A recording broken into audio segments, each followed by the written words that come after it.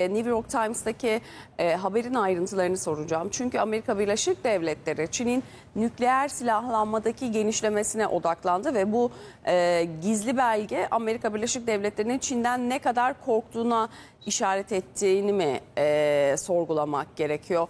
Bir bilgi paylaştılar ve bu bilgi aslında dünyanın da tartıştığı, konuştuğu nükleer silahlanmadaki genişleme. Bunu nasıl değerlendirmek ve nasıl okumak gerekiyor?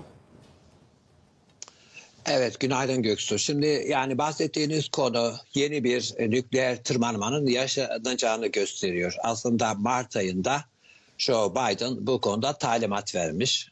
ABD'nin nükleer kapasitesinin, nükleer başlıklarının sayısının arttırılması ve modernleştirilmesi talimatı vermiş. Aynı anda hem Rusya hem Çin hem de Kuzey Kore'yi onları dengeleyecek biçimde ABD'nin Mart ayından itibaren böyle bir çaba içerisine girdiğini görüyoruz. Yani dünyada yeniden bir nükleer tırmanma yaşanıyor, yaşanacak, bu anlama geliyor. Biraz arka plan bilgilerine baktığımızda 1970 yılında bir anlaşma imzalanmıştı. Non-Proliferation Treaty, yani nükleer silahların yayılmasını önleme anlaşması. Bu tabii süreli olarak imzalanmıştı. 70'ten sonra yeni nükleer ülkeler, nükleer güce sahip yeni ülkeler de gündeme geldi. Bazı ülkeler, Pakistan, Hindistan gibi bir takım ülkeler nükleer güç haline geldiler. Bu anlaşma en son 1995'te süresiz olarak yürürlüğe girdi. Yani şu an nükleer silaha sahip olan devletler daha başkalarının nükleer güç haline gelmemesi için bir taahhüt altına girmiş oldular. Şimdi bir tarafta bu var, bu varlığını koruyor. Ama buradaki mevzu, buradaki konu nükleer bir tırmanmanın yaşanacağını gösteriyor. Eski dönemde, Soğuk Savaş döneminde ABD ile Sovyetler Birliği arasında 1972'de Helsinki'de SALT 1 stratejik silahların yayılmasını önleme anlaşması imzalanmıştı. İkincisi bunun yine Sovyetler Birliği ile ABD arasında, ikincisi 1979 yılında imzalanmıştı. İkincisi yürürlüğe girmedi. Çünkü 79 yılında Sovyetler Birliği Afganistan'ı işgal edince buna tepki olarak ABD anlaşmayı yürürlüğe sokmadı. 1987 yılında orta menzilli nükleer kuvvetler anlaşması imzalandı. Yani 500 kilometre ile 5500 kilometre arasında nükleer başlıkların sınırlandırılması anlaşması imzalandı. Şu an itibariyle gözüken manzara şu. Çin 2030 yılında sahip olduğu nükleer başlıkların sayısını 2 katına çıkarmayı planlıyor. Yani şu an itibariyle 500 civarı nükleer başlığı var Çin'in. Bunun 1000 civarına çıkması planlanıyor. Rusya'nın halen 4000 civarı nükleer başlığı var. ABD'nin de şu an itibariyle 3700 nükleer başlığı var ve Joe Biden hem ABD'yi hem Rusya'yı hem de Kuzey Kore'yi dengeleyecek şekilde nükleer başlık sayısının artırılması ve nükleer faaliyetlerin revize edilmesi, modernleştirilmesi talimatını Mart ayında vermiş. Bunu anlıyoruz. Bu arada muhtemel seçimde kazanması beklenen ABD'nin yeni başkanı Donald Trump da böyle tahrik edici bir açıklama yaptı. Trump dedi ki öyle anlaşılıyor ki Çin yakın bir zamanda nükleer başlık sayısı bakımından ABD'yi geçecek. Hükümet bu konuda gereken adımları bir türlü atmıyor. Ben başkan olunca bu nükleer çalışmalarda geri kalmamızı önleyecek adımları atacağım diye bir açıklama yaptı. Evet, şu an itibariyle gözüken manzara nükleer bir tırmanmanın eşiğindeyiz. Tekrar Mart ayında Joe Biden'ın böyle bir talimat verdiği anlaşılıyor. New York Times gazetesi ve daha başka batılı haber ajanslarında bu konu kapsamlı olarak nükleer bir silahların yayılmasından duyulan endişe biçiminde dile getirilmiş vaziyette. Peki. Şimdi kafalarda tabii çok soru var Sayın Yavuz Aslan. Gizliyse neden açıkladı bunu New York Times gazetesi? Buradan bir gazeteci olarak nasıl yorumlama yaparsın? Zaten haberi ilk okuduğumda bu sızdırma haber dedim. Çok gizli. Pentagon'da 3-4 kişinin bildiği ve kopyası olmayan, dijital kaydı bile olmayan bir belge. her 4 yılda bir, her ABD başkanı döneminde güncellenen bir belge neden haber yaptırılıyor? Bu ABD'nin direkt veremediği gözdağını Çin, Rusya gibi ülkelere vermesi, Tayvan gerginliği, Ukrayna savaşı, giderek tırmanan, Orta Doğu'da bitmeyen bir Gazze vahşeti sürecinde Amerika Birleşik Devletleri kendi düşmanlığını ve tehditlerini inşa ediyor. Örneğin Çin böyle bir belge sızdırıyor mu? Amerika Birleşik Devletleri'nin 5000'den fazla 6000'e yakın nükleer silahı var. Bir tehdit. Ben de yeni bir strateji belirliyorum diyor. Sızdırıyor mu? Hayır. Sızdırmıyor. Bu Amerika Birleşik Devletleri'nin ortaya koyduğu bir durum. Şuna döndük. Az önce İrfan Hocam konuşurken onu düşündüm. Soğuk Savaş dönemine, 91 öncesine döndük. Sovyetler Birliği ABD dengesinde bu nükleer silahlarla ilgili yayılmasını engellemek. İşte ilk düğmeye basacaksın, biz olmayacağız dediler. Yani o taahhüdü yerine getirmişlerdi. Ama şimdi artık özellikle Çin'in silahlanması. Şimdi bu Uluslararası Atom Kurumu'ndan ya da uluslararası raporlara göre 350 ama bunun çok üstünde. Ben Rusya ve ABD'nin de bu rakamların çok çok üstünde olduğunu düşünüyorum. Siyonist İsrail rakam bildirmiyor. Bu sadece haberlere ve raporlara yansıyan. Uluslararası Atom Kurumu ve hiçbir kuruma rakam bile. Dünyada bunun kat kat fazla nükleer silah var. Yani bu sahip olan ülkeler sürekli bunu yapıyor. Amerika Birleşik Devletleri burada yeni bir stratejisi belirledi. Soru şu, bunu açıkladılar. Çin'in Kuzey Kore'ye atıfta bulunlar. Rusya zaten onlara göre baş düşman. Bunu nasıl engelleyecekler? Nasıl engelleyecekler? Engelleyemezler. Bir defa Çin programını takip edemezler. Çin'in önleyici yok. Çünkü Çin kendi yeteneğiyle yapıyor. Bakın İran uranyum zenginleştirmek için Rusya'dan, diğer ülkelerden yardım almak zorunda. Tam o yeteneğini ortaya koyamadı. Ama Çin'in böyle bir ihtiyacı yok. Çin bütün nükleer programına, uranyum zenginleştirme, nükleer başlık, bu dediklerimiz de nükleer silah dediğimiz nükleer başlıklar. Yani füzelere takılan nükleer başlıklar. Kendisi üretiyor. İşte deniz kuvvetlerinde Çin'in ilerlemesi var. 2030'a kadar Çin donanmasının ABD donanmasıyla rekabet haline geleceğini görürüz. Burada bu raporda ya da haberin detaylarına baktığımızda Rusya'nın yanında yeni tehdit olarak Çin'in bu yükselen nükleer başlık. Şimdi 10 yıl içinde Çin'in Amerika Birleşik Devletleri'ni geçeceği söyleniyor bu raporda. Amerika Birleşik Devletleri şu anki başkanı Biden'da nükleer savaşa hazırlanın, her an böyle bir savaş çıkabilir. Çünkü tehdit gördüğü ülkelerin bu sayıyı arttıracağını söylüyor. Amerika Birleşik Devletleri'nde 5550 nükleer başlık var değil mi? Evet. Çin'de 350. Aradaki rakam çok uçurum. İşte bu güncel değil. 10 yıl için. Şöyle değil. Şimdi anlatayım. Bu raporlar ve haberlere göre yapılan Çin, bu Rusya'nınki de çok çok üstünde. Ülkeler uluslararası atom kurumlarına ya da şeylerine bu rakamları vermiyor. ABD 10 yıl içinde diyor. Bakın 5550'ye enen 350. 10 yıl içinde. Çin açıklamıyor mu o zaman? Hayır, paylaşmıyorlar. Neden paylaşmıyor? Bizde yani nükleer programda Bunu illa paylaş. Çin O zaman, taraf değil. tamam, o yok zaman... yok, çok İrfan Hocam da katkı versin. Çin bu yanlış biliyorsam düzeltsin hocam lütfen. Nükleer silahlarla ilgili anlaşmalar var. Rusya ve ABD taraf, Çin buna taraf değil. Peki o zaman şunu soracağım.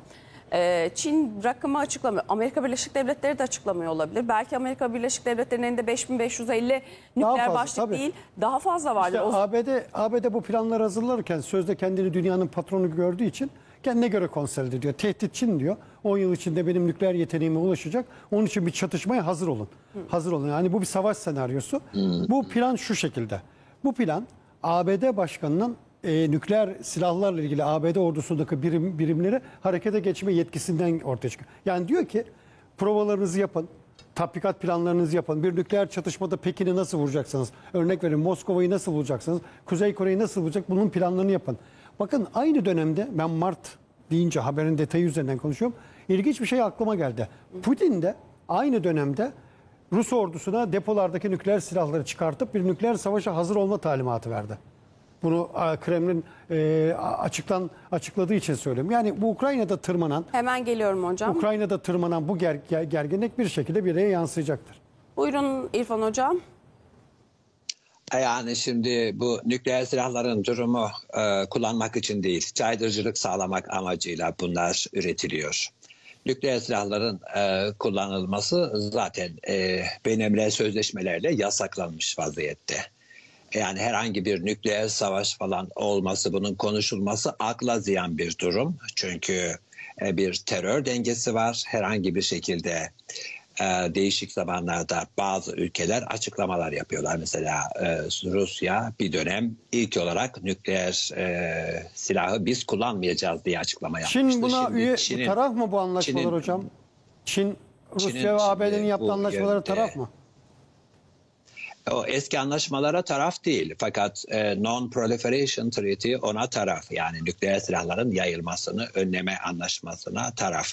SALT 1 ve SALT 2'ye INF anlaşmasına, orta menzilli nükleer kuvvetler anlaşmasına Çin taraf değil.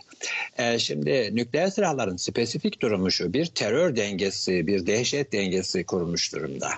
Bu silahları kullanarak savaş senaryoları üretemezsiniz. Tabii ki Putin ve daha başka ülkeler sık aralıklarla ellerindeki başlıkları ve vurabilecekleri yerleri sayıyorlar. Ama bunu kullanacaklar anlamına gelmiyor. Yani bir caydırıcılık sağlama amacıyla bunu telaffuz ediyorlar ve çoğu kez de sık kullanıldığı için blöf imajı yaratıyor. Şimdi Ukrayna Savaşı ilk başladığında Putin Avrupa'nın her tarafını, Los Angeles'ı falan vurabileceğinden falan bahsetti. Tamam da siz bunu ateşlediğinizde karşı tarafın ikinci vuruş yeteneği var. Nükleer silahlar kullanma ve nükleer bir savaş senaryosuyla gündemde olmamalı. Yani burada caydırıcılık sağlamaktır esas olan. ABD Başkanı Joe Biden'ın Mart ayında Pentagon'a bir talimat verdiği anlaşılıyor. Çin hızlı bir şekilde elindeki nükleer başlıkların sayısını 2030 yılında 2 katına, şu an 500 civarında olduğu öngörülüyor. 2030 yılında bunu 2 katına çıkaracak. Aynı anda Çin'i, Rusya'yı ve Kuzey Kore'yi dengeleyebilecek şekilde hem nükleer başlık sayımızı artırmalıyız hem de bu alanda modernleşme için kaynak tahsis etmeliyiz. Yani rekabetin yeni bir boyutuna tanık oluyoruz. Soğuk Savaş sonrası dönemde bu nükleer silahların haricindeki konularda yeni denge kuran anlaşmalar imzalandı. Mesela 1990 yılında Paris'te Akka Anlaşması, Avrupa Konvansiyonel Kuvvetler Anlaşması, yani savaş uçağı, helikopter, zırhlı muharebe aracı gibi, tank, top gibi kategorilerde denge, ülke limitleri, bunu öngören anlaşmalar imzalandı. Şimdi bunun benzerleri aslında nükleer silahlar için de imzalanmıştı. Şimdi bunun tekrar bir tırmanmaya kapı araladığını görüyoruz. Benim vurgulamak istediğim husus, nükleer silahları kullanarak bir harp senaryosu falan, bunlardan bahsetmek akla ziyan bir şey. Sadece bunlar caydırıcılık amacıyla üretiliyor. Tabii ki kullanıldığında Hocam, topyekün peki ABD'nin bu imhaya yol planı açar. Çin'e geri adım attırabilir mi? ABD bu işte diyor ki, ABD ordusuna diyor çatışma planlarınızı hazır olun. Dediğiniz gibi caydırıcılık. Peki Çin ABD bu planı yaptı diye nükleer depolara kilit mi vurur? Yani tabii Çin de bir nükleer güç ve bunun işte sayısını zaman içerisinde ağırlık vermesine bağlı olarak arttıracak. ABD topyekün olarak bu üç ülkenin nükleer kapasitesini dengelemeyi hedefliyor. Rusya'nın, Kuzey Kore'nin ve Çin'in. Buna odaklanmış, buna doğru bir projeyi uygulamaya koymuş durumdalar. Fakat buradan bu senaryoyu böyle daha ileri aşamalara taşıyarak bir nükleer savaş çıkacağı gibi bir sonuç olmamalı. Tam tersine denge sağlandığı takdirde bu uluslararası topluma güven veriyor, güvenlik sağlıyor. Çünkü karşı tarafa saldırdığınızda sizin de imha olacağınızı varsayarak hareket ediyorsunuz. Yani bir dehşet dengesi, güvenlik sağlıyor. Nükleer silahlar dolayısıyla aslında caydırıcılık amacıyla ülkelerin elinde tutuluyor. Bunların herhangi bir şekilde kullanılması öngörülmeyen gelişmelere yol açar. Putin'in bugüne kadar kendisinin yaptığı, Sergey Lavrov'un, işte Kremlin sözcüsünün, dışişleri sözcüsünün yaptığı açıklamaların hepsi zaten blöf. Karşı tarafta çatlak yaratmayı amaçlıyor. Karşı taraf yekpare duruyor NATO ama bazı ülkeler bu yekpare duruştan koptular. Putin'in kaybedeceği bir şey yok. İrrasyonel bir kişi son dakika bir nükleer başlığı herhangi bir Avrupa ülkesine gönderebilir gibi bir takım varsayımlarla kolektif yekpare duruştan koptular. Hocam, zaten Putin de şeyde dikkat çekiyor. Sözünüzü kestim de şeyde dikkat çekiyor. Bakın Birleşmiş Milletler'de veto yetkisine sahip 5 ülke nükleer silaha sahip. ABD ve İsrail'i bir sayarsak yani. Bir de burada Kuzey Kore'de biliyorsunuz Çin'in sayesinde bu nükleer yeteneğe sahip oldu. Burada Hindistan ve Pakistan değişik. Biliyorsunuz nükleer silahta yani veto yetkisine sahip olan ülkeler aynı zamanda da nükleer silaha sahip. Bu da çok dikkat çekici bir nokta. Buyurun hocam, sözünüzü kesin. Evet, şu an 9 ülke var. Yani İran işte bu işin arifesinde, ne kadar yakın ne kadar uzak bilmiyoruz. Çünkü Trump iş başına geldiği zaman İran'la yapılan, İran'ın uranyum zenginleştirme faaliyetlerine denetim getiren anlaşmadan ABD çekildi. Uluslararası Atom Enerjisi Kurumu şu an itibariyle İran'ın uranyum zenginleştirme faaliyetlerini barışçı amaçlarla mı yaptığı, yoksa atom bombası yapmak için hazırlıklarını hızlandırdı mı, bunu bilmiyoruz. Çünkü denetim yok. Şu an en yakın nükleer güç haline gelme ihtimali olan ülke İran. 9 tane ülke var, Güngör Bey'in saydığı isimlerini. Ve bunun daha başka ülkelere nükleer İran silahları... bitirmiş olabilir mi hocam? Açıklamıyor olabilir mi? Böyle bir ihtimal de söz konusu mu? Söylemek zorunda mı? Bildirmek zorunda mı? Net olarak bilmiyoruz. Net olarak bilmiyoruz. Fakat İran'ın böyle yatıştırma politikası izlemesi Buna işaret ediyor. Bu tip bir kuşkuya yol açıyor. Çünkü İran Şah döneminden beri yürüttüğü uranyum zenginleştirme faaliyetlerinin bir çatışmaya girmesi durumunda akamete uğrayacağını düşünüyor ve Netanyahu zaten sık aralıklarla ABD'ye şunu teklif ediyor. İran'ın bu uranyum faaliyetleri yürütülen merkezlerine, bunların bir kısmı yerin epeyce bir altında korunaklı yerlerde, oralara hava saldırısı yapalım. Yüksek teknoloji ürünlerini kullanarak İran'ın nükleer güç haline gelmesini önleyelim. Yani yatıştırma politikası izlemesinin sebeplerinden biri de benim tahminime göre bu atom bombası yapmanın arifesinde bu çatışmaya girerek bunu tehlikeye atmak istemiyor. Peki hocam, şunu merak ediyorum. Hem Sayın Yavuz Aslan'a hem size soracağım. Amerika Birleşik Devletleri'nin bunu onaylaması, yakın bir zamanda Biden'ın da işte açıktan söylemesi, hazırlıklı olun ifadeleri, yakın bir tarihte, yakın bir zamanda nükleer bir savaşı öngörüyor musunuz? Biz öngörmüyoruz ama bu planın şöyle bir özelliği var. Her ABD başkanı döneminde güncelleniyor. Bu 4 yılda bir. Yani Trump zamanında da güncellerdi. Asıl burada bu haberin sızdırılması. Yani bir medyaya bu sızdırma haber. Yani New York Times'ın bir muhabiri gidip çok gizliliğin ötesinde gizli bir plana ulaşamaz. Beyaz Saray'da bile kopyası olmayan, dijital kaydı tutulmayan, sadece bu konuda yetkili 3-4 kişide olan bir plandan söz ediyoruz. Haber detayı da o şekilde. Bunu yaparak bir caydırıcılık ve gözdağı veriyor. Az önce İrfan Hocam çok doğru bir şey dedi. Şimdi dehşet dengesinde ilk düğmeye Rusya ve ABD biz olmayacağız. İki taraf da bunu taahhüt etti. Yani o kırmızı düğmeye basmayacağız. Şimdi empati yapalım. Çin ve ABD, hani Rusya'yı bir kenara koyalım, çatışmanın eşiğine geldi elde. Birbirine nükleer silah altında ikisi de zarar görecek. Yani nükleer silah öyle bir şey. Bu da iki ülkenin yarısının ama caydırıcı güç olarak kullanılacak. Ama bir caydırıcı güç olarak, bir karşı dehşet olarak var. Asıl bakın, dünyanın şu anda ne yazık ki öyle bir iklim yok. Nükleer silahlardan kurtulmayı tartışması lazım. Hocam o konuda çalışıyordur. Reagan ve Bush, Gorbaçov zamanında bu işte Perestroika, Sovyetlerin dağılmasında bu da vardı. İlk öyle başlamıştı asıl taraflar arasında.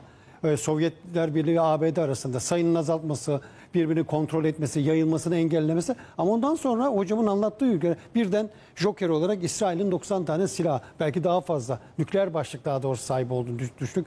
İşte arkadan İran geliyor çizgide. Yani sadece uranyuma mı sahip yoksa nükleer başlık mı? Bu dediklerimiz nükleer başlıklar. Füzelere takılan ve uçaklardan atılabilen nükleer silahlardan söz ediyor. Dünyada böyle bir iklim yok. Şimdi Ukrayna Savaşı, Tayvan gerginliği, Gazze'de devam eden çatışma olunca taraflar gücünü göstermek için, yani ABD diyor ki Rusya ve Çin'e, siz diyor habire nükleer başlık üretiyorsunuz. Ben de sizlerle mücadele için planım hazır. O tesisleri, o nükleer silahları fırlatacağız yerleri vuracak planlarım hazır diyor.